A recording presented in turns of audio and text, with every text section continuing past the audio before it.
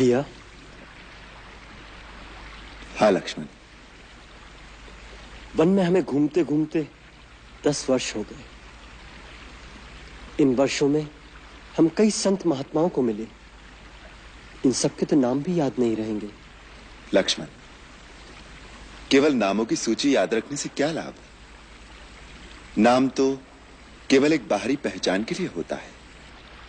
उनके आंतरिक गुणों को ही याद रखना चाहिए।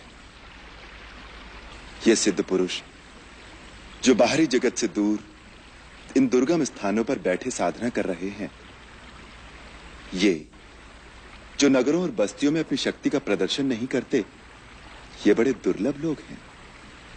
इनके तो दर्शन मात्र से ही लाभ होता है। केवल दर्शनों से क्या लाभ होता है? सीते, जैसे धूप में केवल बैठने मात्र से ही सूर्य की गर्मी हमारे शरीर में प्रवेश करती है, उसी प्रकार उनके निकट बैठने से उनके आत्मज्ञान, उनकी शक्तियों, उनकी भावनाओं का सूक्ष्म प्रकाश हमारे सूक्ष्म शरीर में प्रवेश करता है। वो बिना कुछ कहे ही बहुत कुछ दे देते हैं।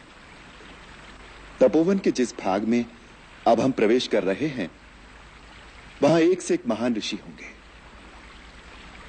यदि उनके सत्संग का पूर्ण लाभ उठाना हो तो अपने मन और बुद्धि की खिड़कियां और द्वार खोलकर उनके चरणों में बैठ जाना चाहिए। यदि उनके पास जाकर विनम्रता से एक भिक्षुक की भांति मन की झोली फैलाकर चुपचाप बैठ जाओगे तो अपनी साधना के द्वारा प्राप्त किए हुए ज्ञान के अनमोल रत्न वो तुम्हारी झोली में अनायास ही डालते रहेंगे। लक्ष्मण, जीवन में ऐसे अवसर बड़े भाग्य से मिलते हैं, अन्यथा इन महान विभूतियों के दर्शन बड़े दुर्लभ हैं।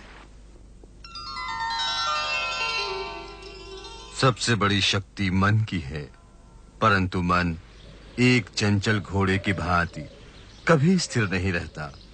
योग के द्वारा चित्रवृत्तियों का विरोध करके जो मन को काबू कर लेता है, उसका मन सर्वव्यापी आत्मा के अधीन होने से वो संसार की समस्त शक्तियों पर अधिकार पा लेता है। राम, अपने कर्म की अच्छाई और बुराई को हर घड़ी हर क्षण परखते रहना चाहिए। अपने कर्म को परखने के लिए मनुष्य के पास एक ही कसौटी है। वो ये सोचे कि यदि मैं इसी समय मर जाऊं तो मेरा यह कर्म किस गिनती में आएगा। इसलिए यदि कोई भूल हो जाए तो उसे तत्काल सुधार लेना चाहिए। ये कभी ना सोचे कि आज की भूल को कल सुधार लूंगा।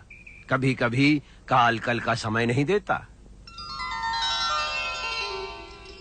धर्म के मार्ग पर चलने के लिए ज्ञान का प्रकाश आवश्यक है। यदि ज्ञान का प्रकाश न हो तो अंधकार पूर्ण मार्ग पर धर्म एक अंधे की भांति भटक सकता है। जहां जीवन है वहीं मृत्यु है, जहां मंगल है वहीं अमंगल भी साथ खड़ा है। केवल सुख पकड़ने जाओगे तो उसी की छाया में दुख को भी खड़ा पाओगे। अतः जो सुख और दुख दोनों से विरक्त होकर आत्मा में लीन होता है, वही शाश्वत आनंद को पाता है। उसी को मुक्ति कहते हैं। जैसे वर्षा का जल सब पेड़ पौधों पर एक समान गिरता है, परंतु किसी के लाल फूल निकलते हैं और किसी के पीले पत्ते, इसी प्रकार एक ही विद्या का भिन्न भिन्न प्राणियों पर उनके संस्कार और भाव के अनुसार भिन्न भिन्न प्रभाव पड़ता है। पत्थर पर लिखे अक्षर कभी नहीं मिटते, परंतु पानी पर लिखा क्षण भर भी नहीं रहता। मन में क्रोध और शत्रुता को उतनी देर रखना चाहिए जितनी देर पानी पर लिखा रह सकता है। श्री राम, धन के अतिरिक्त भी तुम कुछ दे सकते हो। एक मीठा शब्द, एक प्यार भरी मुस्कान, उसका मोल तो धन से भी अधिक है। हर एक प्राणी भगवान का अवतार है। परंतु वह अपनी ही माया के जाल में फंसकर अपने आप को नहीं पहचानता। इस माया जाल से प्राणी कैसे मुक्त हो सकता है मुनिराज? स्वयं को पहचान कर, अपने भगवत स्वरूप को जानकर स्वयं ही अपने आप को फंसाता है और स्वयं ही मुक्ति का साधन पूछता फिरता है। यही तो मायापति की माया है।